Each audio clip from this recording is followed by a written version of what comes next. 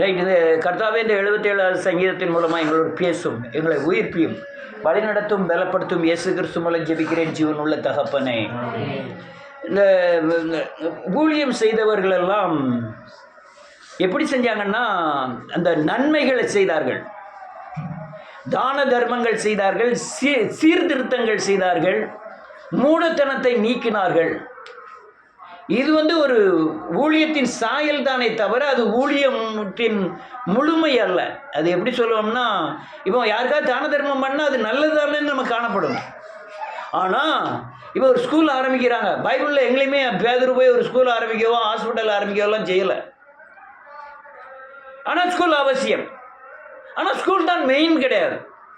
நல்லா புரிஞ்சுக்கிடுங்க, பேதுருவும் யோவானும் தேவன்கிட்ட தான் கற்றுக்கிட்டாங்களே தவிர ஸ்கூலில் போய் கற்றுக்கல.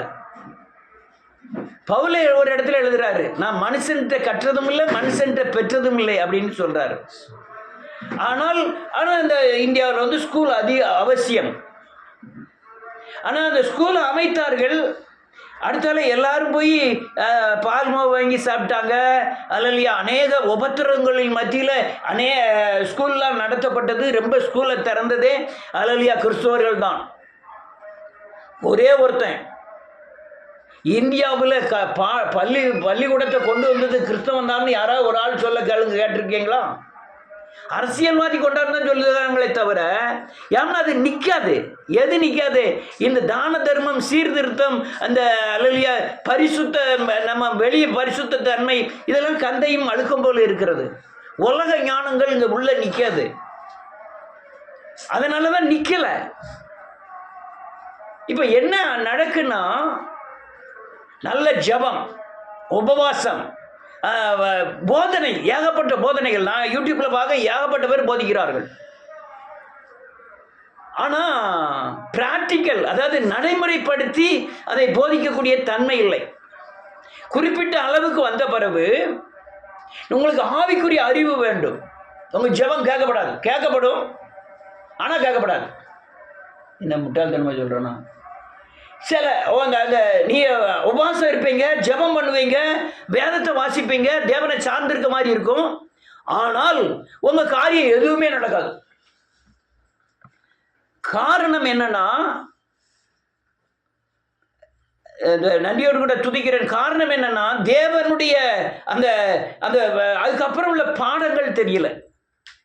இது ஆவிக்குரிய நடத்துதல், ஆவிக்குரிய பாடங்கள், தேவ நடத்துதல் அப்படி இருக்குது. நான் இப்போ சொல்றதுலாம் எத்தனை பேர் புரியுதுன்னு தெரியல, இதுலேயும் எத்தனை பேர் புரியுதுன்னு தெரியல. ப்ராக்டிக்கல் அப்படின்னு சொல்லுவாங்க. ப்ராக்டிக்கல்னா என்னமா? செய்முறை. லேப் இருக்கா அவங்க ஸ்கூலில்? லேபில் ஏன் லேப் வச்சுருக்காங்க? எனக்கு கிட்னி பிரச்சனைன்ட்டு போயிட்டேன். எங்கே ஐக்ரோண்டு இந்த சைடு 10-15 புள்ளியோ, இந்த சைடு ஒரு 10-15 புள்ளியோ ஒரு கட்டில் என்னை படுக்க மாட்டாங்க. அவர் இங்கே அமுக்கிறாரு, இங்கே தான் கல்லீரல் இருக்கிறது, இங்கே தான் நுரையீரல் இருக்கிறது, இங்கே ஹார்ட்டு. வேலை பார்க்க படுத்திருக்கேன். இங்குடைய பெருங்குடல் இப்படிலாம் போகுது. பிள்ளைகளுக்கு சொல்லி கொடுக்காரு. நான் ஏன்டா போனோம்னு ஆயிட்டு நடுவில் படுத்து, எனக்கு கூட ஒரு ஆள் இருந்தாலும் என்னப்பா நல்லா இருக்கியா, என்ன அவனுக்கு கையை பிடிச்சிக்கிட்டாவே படுத்துருப்பேன். எனக்கு கூட ஒருத்தருமே கிடையாது. அவர் பாடம் சொல்லி கொடுக்காரு. யாரு ப்ரொஃபஸர் இருந்துக்கிட்டு 10 பொட்டை பிள்ளை 10 ஆம்பளை பையங்க, நான் கட்டிலில் படுத்திருக்கேன். அது இந்த கட்டில் இல்லை, அங்கே சிமெண்ட் கட்டில் மாதிரி போட்டிருக்கான் உயரமா, அதில் போய் படுத்திருக்கேன். ஆனால் நம்ம போன பிறகு யாராவது ஆள் இறந்துட்டு பாடியை கொண்டுதாங்கன்னா அறுத்தே உள்ள இதுதான் இதுன்னு எல்லாம் சொல்லி கொடுப்பாங்க.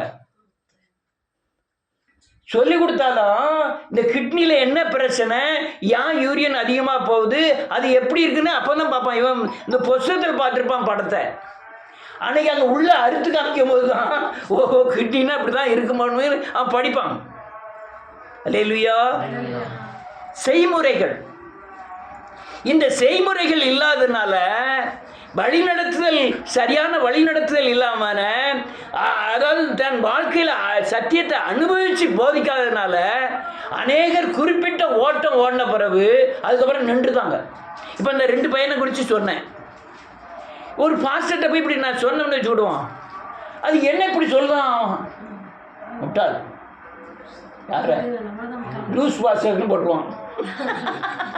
லூஸ் பாஸ்டர்னு போட்டு வச்சுட்டான், லூஸ் பாஸ்டர்னு போட்டுருவான். ஏன்னா என்னுடைய அந்த நம்ம தேவன் நமக்கு போதித்தது, நம்ம வழி நடத்துவதனுடைய பின்னால் உள்ள என்ன நடக்க போகிறதுங்கிறத நமக்கு அறிவு இருக்கிறது. அல்லேலூயா. அதனால தான் அநேகர், ஐயா நான் 40 நாள் உபவாசம் இருக்கேன், நான் ஜெபம் பண்ணுறேன், அல்லேலூயா, வேதத்தை வாசிக்கிறேன், பரிசுத்தமாக இருக்கேன், எனக்கு நடக்க மாட்டேங்குது.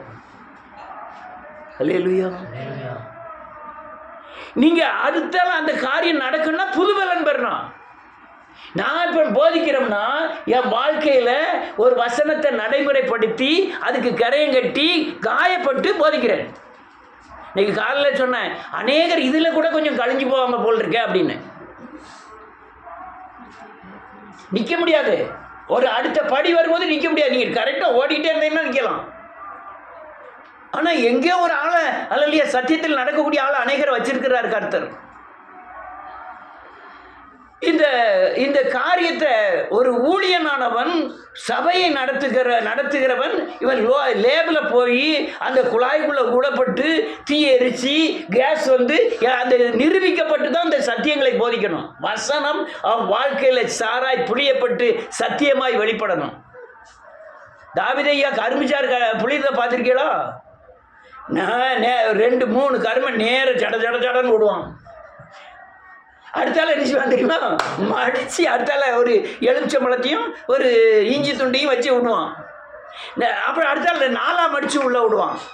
4ஆக மடிக்கிறதையும் நான் தூர போட்டுருவான்னு நினைப்பேன், அதையும் தூரப்பட மாட்டான்.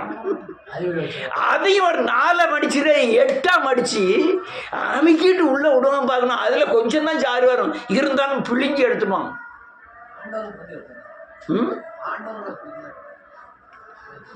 புளியணும் உங்களை சரா புளிஞ்சாதான், இன்னும் கால் வலி முட்டு வலி கிட்டு வலியெல்லாம் வந்தாதான் நீங்கள் விட வேண்டியதை விட்டு தேவனை சேவிக்க வேண்டியதை கரெக்டாக சேவிப்பீங்க. நான் அதை தான் சொல்லிட்டு வரேன். அல்லேலூயா. அடி படணும். இந்த உபத்திரவங்கள் என்ன கொண்டு வருது? சத்தியத்தை கொண்டு வருது. நான் வசனத்தை வாசிக்கிறேன், நடைமுறைப்படுத்தணும். என் வசனத்தோடு அந்த வசனத்தோடு என் வாழ்க்கையை ஒப்பிடுறேன். அவர் பிழிஞ்சு எடுத்து சத்தியம் என்ற ஞானத்தை தருகிறார். என்ன எழுதியிருக்கு பாருங்க, முதல் வசனத்திலிருந்து வாசிப்போம். நான் தேவனை நோக்கி என் சத்தத்தை உயர்த்தி கெஞ்சினேன், என் சத்தத்தை தேவனிடத்தில் உயர்த்தினேன், அவர் எனக்கு செவி கொடுத்தார். என் ஆபத்து நாளில் ஆண்டவரை தேடினேன், இரவிலும் கை தளராமல் விரிக்கப்பட்டிருந்தது, என் ஆத்துமா ஆறுதல் அடையாமல். என்ன எழுதியிருக்கு பாருங்க, முதல்ல செவி கொடுத்தாராம், அடுத்தாலும் ஜெபம் பண்றான், ஆறுதல் அடையாமல் போயிட்டு. கிறிஸ்துவ வந்து வளர்ச்சி. நீ வளர வளர இயேசுவை அறிந்து கொள்ளுகிறாய், வளர வளர விடுதலை ஆகிறோம். நான் சத்தியங்கள் சொல்றது அநேகருக்கு புரியல. காரணம் என்ன? வளர்ச்சி. இந்த காரியங்களை நன்றியோடு கூட துதிக்கிறேன் இயேசுவின் நாமத்தினாலே. இன்னைக்கு கிறிஸ்துவ ஊழியத்தில் இந்த முன்னோர்கள் வந்து நல்ல பெயரை சம்பாத்தியம் பண்ணி வைத்தார்கள். என்னத நல்ல பேரை. கிறிஸ்தவன்னா, நான் சின்ன பிள்ளையா இருக்கும் போதெல்லாம் நீங்கள் சைக்கிளில் லைட் இல்லாமல் போயிட்டீங்கன்னா கிறிஸ்துவன் சொன்னால் விட்டுருவான். நீங்கள் போலீஸ் ஸ்டேஷன் போனால் நான் கிறிஸ்தவன் சொன்னால் உடனே இவன் நல்லவன், அவனை விட்டுருவான். இப்போ எப்படி தெரியுமா? உள்ள தூக்கி போட்டுருவான். அந்த நற்பெயர் இருந்தது. என்ன நற்பெயர்? இவன் கிறிஸ்தவன்னா பாவம் செய்ய மாட்டான், பொய் சொல்ல மாட்டான், களவாங்க மாட்டான், திருட மாட்டான், உண்மையாக இருப்பான் அப்படின்னு எல்லா ஒரு பெரிய கம்பெனியில் நீங்கள் இந்த சேர்மாதவியில் இருக்க பேப்பர் மில்லில் போய் பாருங்கள், 2வது இடம் பூராமே கிறிஸ்தவன் தான் இருப்பான். நான் மேலே பார்த்தாங்க, டிரான்ஸ்போர்ட் கார்பரேஷன், அல்லையா வாட்டர் சப்ளை, அல்லையா மாடு, அந்த ஆடு மாடு நிலங்கள் பயிர்கள், அதுக்கு எல்லாமே அல்லையா கிறிஸ்துவர்கள் தான். 2வது இடம் எங்கள் வீட்டுக்கு எதிர்த்தால தான் வேதநாயகம்னு ஒரு ஆள் இருந்தார். அவர் தான் எனக்கு ஞான தகப்பனாக வந்தார். அவர் அங்கே அக்ரிகல்ச்சரில் 2வது இடம். அவர் தான் எனக்கு வேலை வாங்கி கொடுத்தாரு உள்ள பேப்பர் மில்லில். யார் 2வது இடத்துக்கு வைக்கான்? இவன் களவாங்க மாட்டான், இவன் பொய் சொல்ல மாட்டான், மற்றதுக்கு அப்புறம் இந்து தான் இருப்பாங்க. மற்ற எல்லாமே இந்து, அவங்க ஜாதிக்காரங்க தான் இருப்பாங்க. ஆனால் 2வது இடம் பூராமே கிறிஸ்துவம் தான் வச்சுருப்பான். என்ன வேம்புசாமின்னு டிரான்ஸ்போர்ட் கார்பரேஷன் எடுத்தவொன்னே அடிச்சுவான், அவள் தான் மேனேஜரு. ஆனால் அடுத்ததில் இருக்கவன் டேவிட்டு, அவன் கிறிஸ்துவன். இப்படிலாம் எனக்கு பயங்கர. ஆனால் இப்போ யாரையுமே வைக்க மாட்டான்.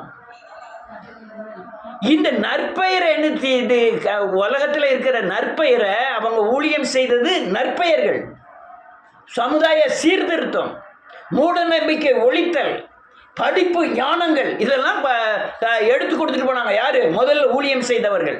அந்த நற்பெயரை வச்சு இந்த நாள் வரையும் ஏமாத்தி ஏமாத்தி ஏமாத்தி ஏமாத்தி கிறிஸ்துவத்தை குழிய தோண்டி போதிச்சிட்டாங்க.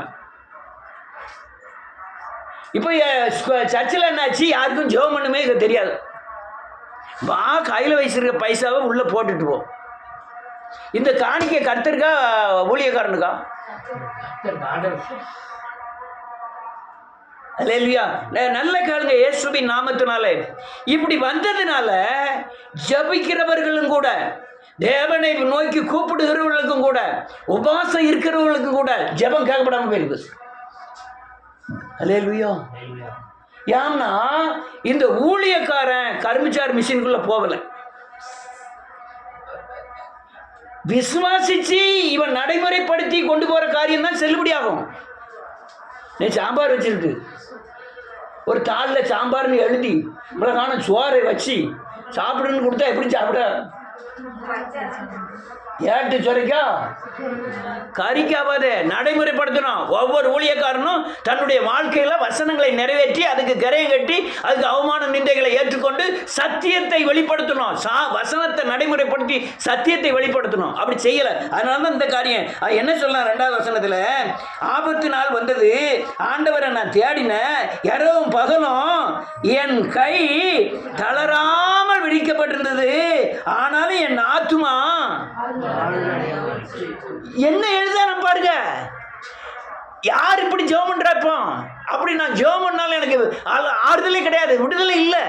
அடுத்தால என்ன எழுதிருக்கு பாருங்க, நான் தேவனை நினைத்த போது அலறினேன், நான் தியானிக்கும் போது என் ஆவி தோய்ந்து போயிற்று. என் ஆவியில தேவனுடைய பலன் இல்லை. தேவனை நினைக்கும் போது அவர் பயங்கரமானவர், அது மாறாதது. அல்லேலூயா. ஆனால் என்னுடைய ஆவியை பார்க்கும்போது அது தொய்ந்து போது. ஏன்னா தேவனை தொடர்ந்து கொண்டான கிறிஸ்துவ பலன் சபையிலிருந்து போதிக்கப்படவில்லை. நான் இல்லை ஒன்றுமே போதிக்கலையா, ஒரே ஒரு காரியம் கரெக்டாக போதிச்சேன். என்னன்னா, காய்ச்ச வருதா என்னச்சு, மனம் திரும்பு, சந்தோஷமா மனம் திரும்பு, அவமானமா மனம் திரும்பு, பலவீனமா மனம் திரும்பு. அது ஒரு நல்ல ஒரு பாயிண்ட். என்னை பரிசுத்தமாக்குவேன், இயேசுவானவர் எனக்குள்ள வருவார். இதான் அந்த மனம் திரும்புதலினால் வர்ற பலன். நான் மனம் திரும்பும் போது பேய் எனக்குள்ள இருக்கு. நான் மனம் திரும்பினா பேய் துற போகுது. எனக்குள்ள யார் வரா? பரிசுத்தா. இது நல்ல ஒரு பாடமாக இருந்தது, நல்ல ஒரு சூத்திரம். அடுத்தால என்ன எழுதியிருக்கு, நான் தூங்காதபடி என் கண் இமைகளை பிடித்திருக்கிறீர், நான் பேச மாட்டாதபடி. யாரு இவன்? ஜெபிக்க கூடியவன், இரவும் பகலும் கைகளை விரித்து தேவனை நோக்கி கூப்பிடக்கூடியவன். உறக்கமே வரல, கண்ணெல்லாம் அல்லேலூயா சஞ்சலப்படுகிறான். அல்லேலூயா. இந்த நிலைமை தான் இன்னைக்கு அநேக ஊழியத்தின் பாதையில் இருக்கு. நான் அநேக நேரம் நம்ம லேசாக ஜெபம் பண்ணாலே கேட்கப்படுது, அநேக ஜெபங்கள் கேட்கப்படுது. நீங்கள் ஒரு சபையில் போய் ஒரு விசுவாசியை கூப்பிட்டு நீங்கள் ஜெபம் பண்ணுனா ஆண்டவர் கேட்பார்னு சொல்லி பாருங்க, அவங்க நம்பட்டும் பார்ப்போம். ஆனால் ஜெபம் பண்ணாமல் இருக்காங்க, ஜெபம் பண்ணுறாங்க. அந்த ஜெபம் பண்ணுனா நம்ம பிரச்சனை வந்தால் ஆண்டவர்கிட்ட போகணும், ஜெபம் பண்ணணுங்கிற தன்மை இல்லை. அல்லேலூயா. அடுத்தால வாசிப்போம். 7வது வசனம், ஆண்டவர் நித்திய காலமாய் தள்ளிவிடுவாரோ, இனி ஒருபோதும் தயவு செய்யாதிருப்பாரோ. எந்த அளவுக்கு வந்துட்டான் பாருங்க. இவன் ஜெபம் பண்ணக்கூடியவன், ராவும் பகலும் கையை விரித்துட்டு இருக்கக்கூடியவன். அல்லேலூயா.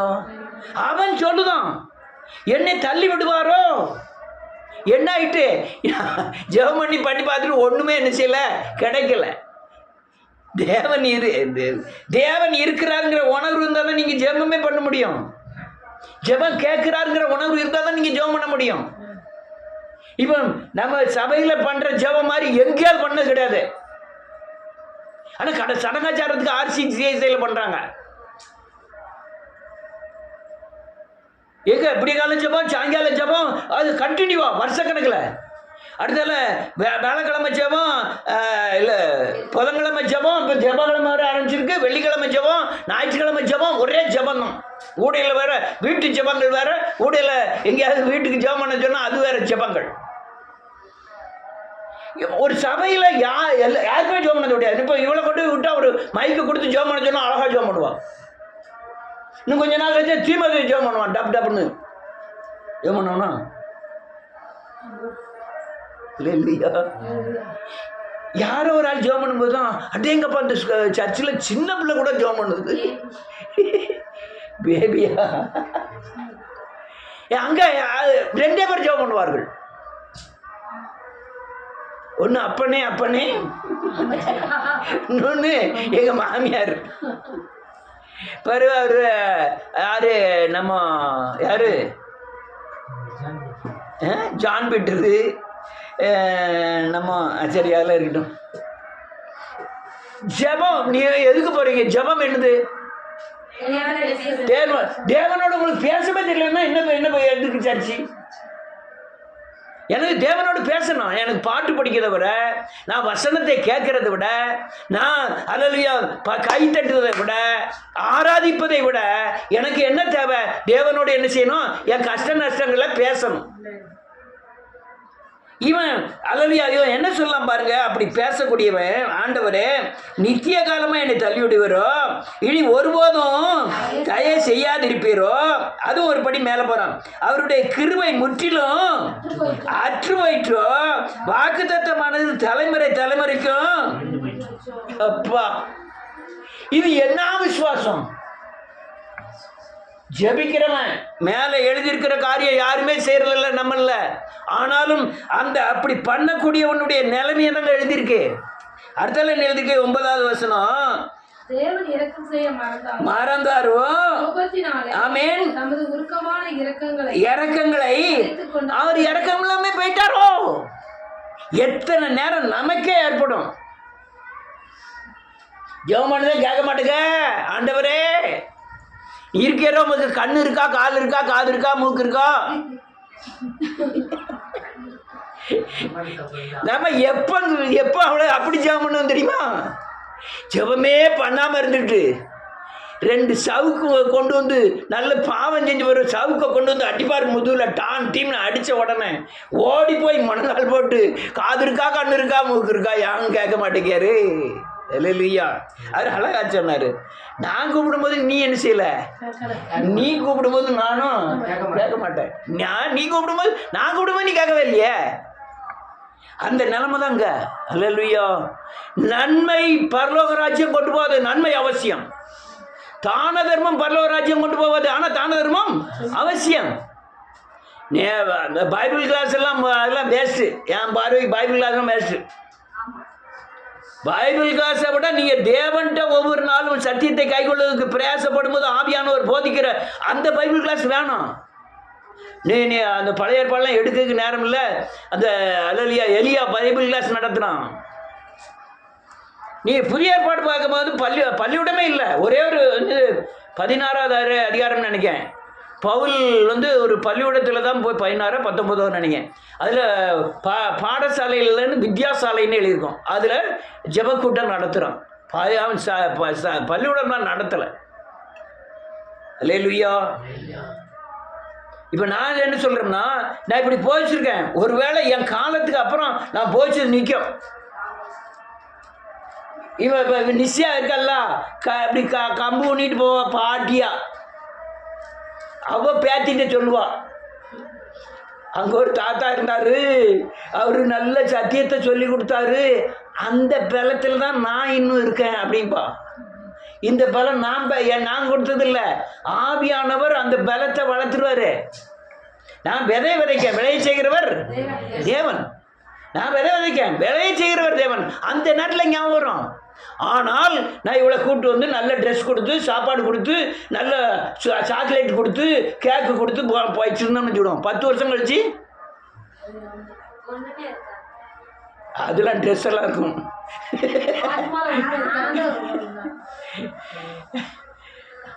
அந்த இதே இருக்காது. அந்த தான தர்மம்லாம் என்ன செஞ்சிடும், ஒழிஞ்சு போவோம். ஆனால் நான் விதைக்கிற விதை ஒரே ஒரு விதை, மனம் திரும்பி தப்பிச்சுக்கிடுவேன். இந்த விதை அவர்கிட்ட முளை போட்டிருக்கான்னு வச்சுக்கிடுவோம். அவன் உணர்ந்துட்டான்னு வச்சுக்கிடுவோம். சாகு தண்ணி மண்ணுக்கு மறக்க மாட்டான். ஏன்னா அதில் உள்ள விடுதலை என்ன செஞ்சிருவா, உணர்ந்துருவா. நாளைக்கு இவங்களுக்கு ஒரு பிரச்சனை, 10 வருஷம் கழிச்சு ஒரு பிரச்சனை வருது. அன்னைக்கு மனம் திரும்பினா தப்பிச்சுக்கிடுவோம்னு சொல்லியிருக்காங்களே, நம்ம என்ன செய்யணும், சிலுவையில் போய் என்ன செய்யணும், மனம் திரும்பணும். மனம் திரும்பி ஒரு விடுதலை கண்டுக்கிட்டான்னு சொல்லுவான். இவன் 4 பேருக்கு சொல்லுவான். சொல்லி நம்ம சொன்ன விதை என்ன செய்யும், முளைக்கும். ஆனால் தான தர்மம் நிற்கவே செய்யாது. நான் படிப்பே இவளுக்கு சொல்லி கொடுத்தாலும் இந்த படிப்பு ஆனது படிப்பா நல்ல பிஏ அந்த கலெக்டர் ஆகலாம், IPS ஆகலாம், எல்லாம் ஆகலாம். ஆனால் ஏசு இருக்க மாட்டார. இன்றைக்கி அப்படி தான் நடக்கு. இன்றைக்கி IPS படித்தவன் அல்ல மந்திரியாக இருக்கிறவன், சென்ட்ரலில் மினிஸ்டராக இருக்கவங்கலாம் கிறிஸ்துவ ஸ்கூலில் படித்தவன்.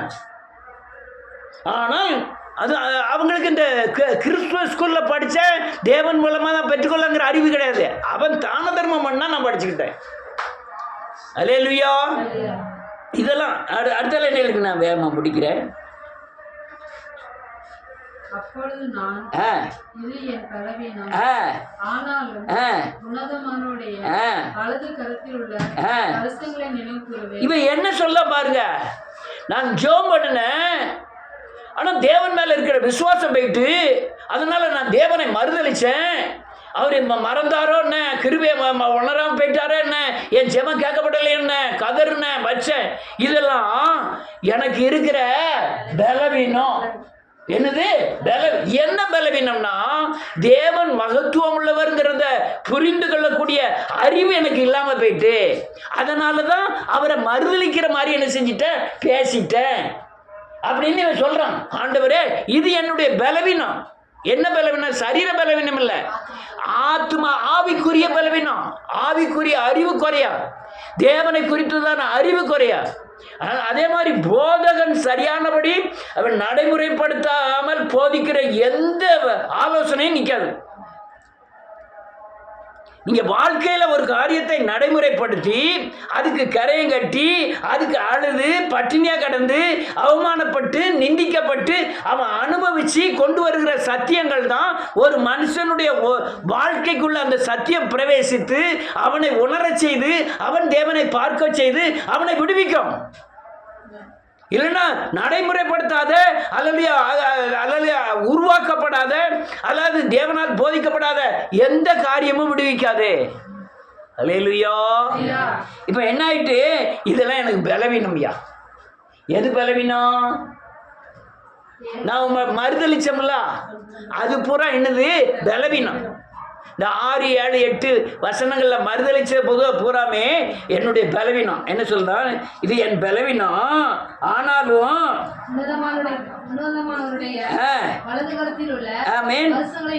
வலது கரம்னா வரும் காரியத்தை குறித்து சொல்றோம். ஆண்டவர் எனக்கு ஆசீர்வாதத்தை தரக்கூடிய, பாதுகாப்பை தரக்கூடிய காரியத்தை நினைவு கூர்ந்து அந்த வருஷத்தை நான் நினைவு கூறுகிறேன். எந்த வருஷத்தை? தேவன் வருங்காலத்தில் செய்ய போற காரியங்கள். என்ன செய்ய போற காரியங்கள்? நான் எதிர்பார்க்கிற காரியங்களை நடக்காதனால நான் மறுதளிக்கிறேன். ஆனால் அது கர்த்தருடைய கரத்தில் இருக்கிறது. என் கரத்தில் என்ன செய்யும், வரும். எப்போ வரும்? எதிர்காலங்களில் என்ன என்று வரும். அது எப்படி வரும் தெரியாது. அது எப்படி வரும்? அது எப்படியோ வரும். என் கையில் என்ன செஞ்சிடும்? அது சுகமாக இருக்கலாம், உலக ஆசீர்வாதமாக இருக்கலாம், சாபத்தின் விடுதலையாக இருக்கலாம், ஏதோ ஒன்று எனக்கு வரும்போது என் கண்கள் என்ன செஞ்சிடும்? திறக்கப்பட்டுரும். அல்லேலூயா. அடுத்த வருஷம் என்ன எழுதிருக்கு?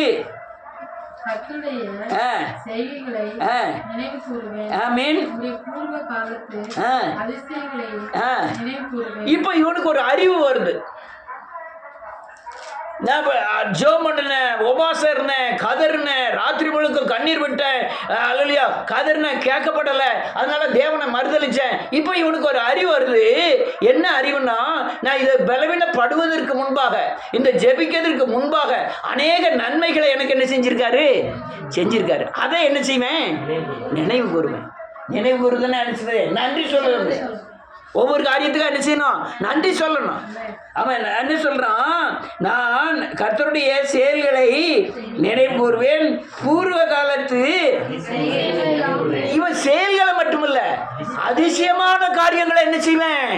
நினைவு கூறுவேன். அதிசயம் என்ன அதிசயம்? மனுஷரால் செய்யக்கூடாத எனக்கு செஞ்சார். இந்த உலகத்தின் தன்மையால செய்யக்கூடாத எனக்கு செஞ்சாருங்கிறது அதுதான் என்னது? அதிசயம். அந்த அதிசயம் எனக்கு செஞ்சார். அதை என்ன செய்வேன்? நினைவு கூறுவேன். இப்போ நினைவு கூறும்போது என்ன ஆகும்? விசுவாசம் வரும்.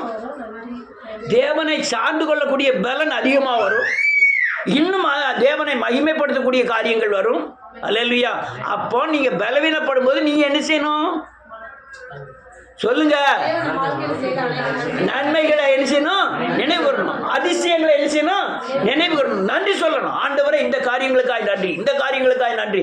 அப்பதான் உங்களுக்கு நம்ம மறுதலிச்ச காரியங்களை, செய்ய முடியாத காரியங்களை கர்த்தர் செய்வாருங்கிற விசுவாசம் வரும். அல்லேலூயா. அடுத்த வசனம் என்ன சொல்லுது? ஆமென்.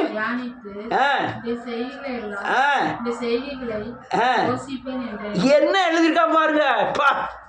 உம்முடைய கிரியைகள் எல்லாம் தியானித்து நீ செய்த அநேக அதிசயம், அநேக கிரியைகள் எல்லாம் செயல்களை யோசிப்பேன்.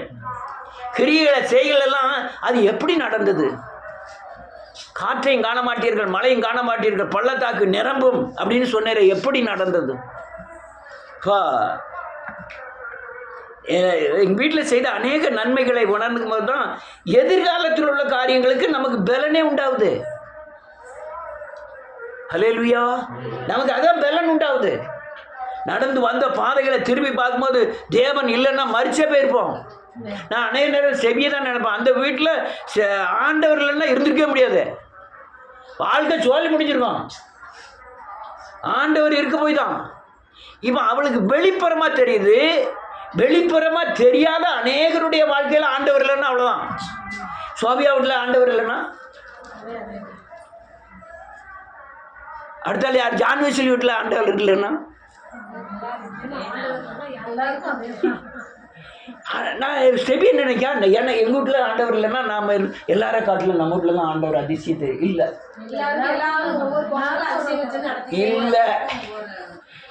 ஆனால் நீ சொல்லலை. உன் ஆத்மாவில் உள்ள விடுதலை உனக்கு தான் தெரியும், எனக்கு தெரியாது. அவளுடைய காரியங்கள் பழிச்சுன்னு எனக்கு தெரியுது. இப்போ ஏவாள் வீட்டில் உள்ள காரியங்கள் எனக்கு பழிச்சுன்னு தெரியல. ஆனால் ஆத்மாவில் கொடுத்த விடுதலை வேற இருக்கும். அப்போ ஒவ்வொருக்கும் அது என்ன செய்யணுமா? யோசிக்கணும். என்ன செய்யணும்? உட்காந்து ஆராய்ந்து யோசிக்கணும். அதான் கிளீனாக எழுதான். அவர் கிரியைகள் எல்லாம் தியானிக்கணும், அவருடைய செய்கைகள் எல்லாம் யோசிக்கணும். அடுத்தால என்ன எழுதியிருக்கு? அதுக்கப்புறம் தான் அற்புதமே இருக்கு. அடுத்த வசனம். ஆமென். ஆமென். இப்போ என்ன செய்யறேன்? இந்த வழியெல்லாம் தெரிஞ்சுக்கிட்டதுக்கு என்னை நான் பரிசுத்தமாக்குகிறேன். பரிசுத்தமான பிறகுதான் எனக்கு இந்த இருள் நீங்கி வெளிச்சம் வரும். பரிசுத்தமாக நினைச்சேனும் மனம் திரும்பினா என்ன ஆகும்? இந்த இருள் நீங்கி வெளிச்சம் வரும். நீங்க மனம் திரும்பாத வர தேவன் செய்த அநேக அற்புதங்கள், அதிசயங்கள் உங்க யோசனைக்கே வராது. உங்க யோசனைக்கு என்ன வரும் தெரியுமா? இவ்வளவு நேரம் ஜெபம் பண்ணணும், இவ்வளவு நேரம் முழங்கால் போட்டோம், பட்டினியா கிடந்தோம், ஆண்டவர் இப்படி மறந்துட்டாரு, பாளையங்கோட்டை வரையும் நாங்கள் போனோமே, ஆண்டவர் நம்மளை விட்டுட்டாரே. அல்லேலூயா. ஒரு ஆள் அங்கேருந்து ட்ரெயினில் பார்க்க, ஒரு கொடை ஒரு பேக்கு, அங்கே சீட்டில் உட்காரும்போது பிடிச்சது தான். தென்காசியில் வந்து தென்காசி வரும் வரையும் அந்த கொடையை கிளை வைக்கல. யாரு கொடைய கிளை வைக்கல, ஒத்த கையில் அப்படி பிடிச்சாலும் இருக்கு. நான் நினைச்சேன் 1 மணி நேரம் உட்காந்துருக்கேன், இந்த கொடைய பையங்கிட்ட தூர வச்சான்னா அப்படியே வச்சுக்கிட்டே வந்து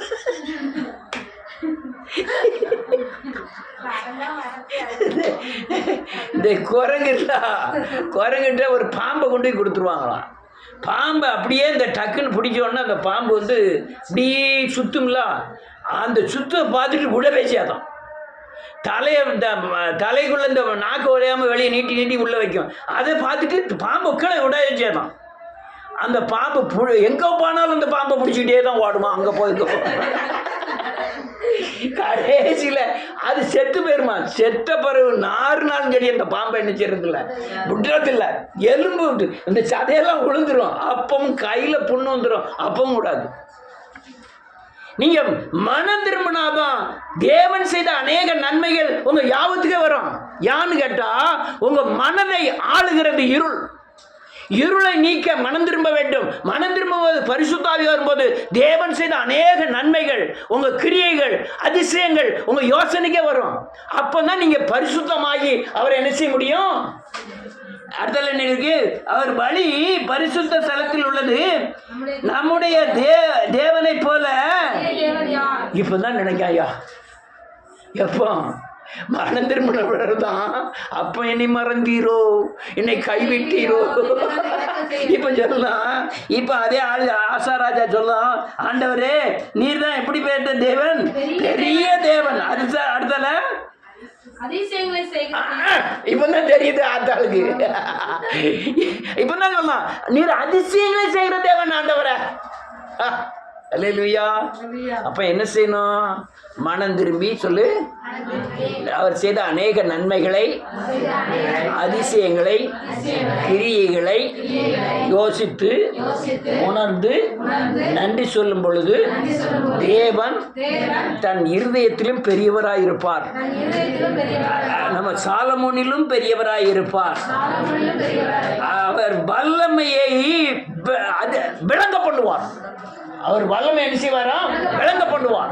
வல்லமை விளங்க பண்ணது என்ன அர்த்தம், நீங்க செய்ய முடியாத காரியத்துக்கு தான் நீங்க ஜெபத்துக்கு போயிருப்பீங்க. ஜெபத்தில் அந்த காரியம் நடக்காதனால, அது மனுஷனால நடத்தக்கூடிய காரியம் அல்ல, அது நடக்காதனால தேவனை மறுதலிப்பீர்கள். நீ மனம் திரும்பி அந்த செய்த காரியங்களுக்கு நன்றி சொல்லும் பொழுது தேவன், அவர் தேவன் பெரியவர் என்பதும் அவர் அதிசயமானவர் என்பதும் விளங்க பண்ணும்போது அந்த காரியங்களை நடக்கும் என்ற விசுவாசத்தை உங்களுக்குள் என்ன செஞ்சிருவாரு, விளங்க பண்ணுவார். அல்லேலூயா. இவ்வளவு காரியம் இருக்கு. மறுதலிக்காவங்க யாராவது இருக்காங்களா? ஒரு காரியம் நடந்துட்டுனா அல்லேலூயா சோத்திரம், நடக்கலைன்னா என்ன ஆண்டவர், ஒரே ஜெபம் பண்ணி ஒன்றும் என்ன செய்ய மாட்டேங்குது. அந்த நேரத்தில் இருளும் உங்களுக்குள்ளே வந்து இருந்து கூட கொஞ்சம் மறுதளிக்க வைக்கும். சத்தியா கடை இப்போ பண்ணீங்கன்னா இதில் இருக்கு.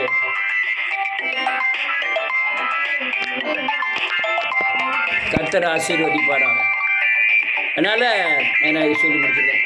அதனால் பிரச்சனை வந்துட்டுனா, பலவீனம் வந்துட்டுனா, இருள் மூடின மறுநிமிஷமே தேவனை மறுதலிக்க ஆரம்பிப்பீர்கள்.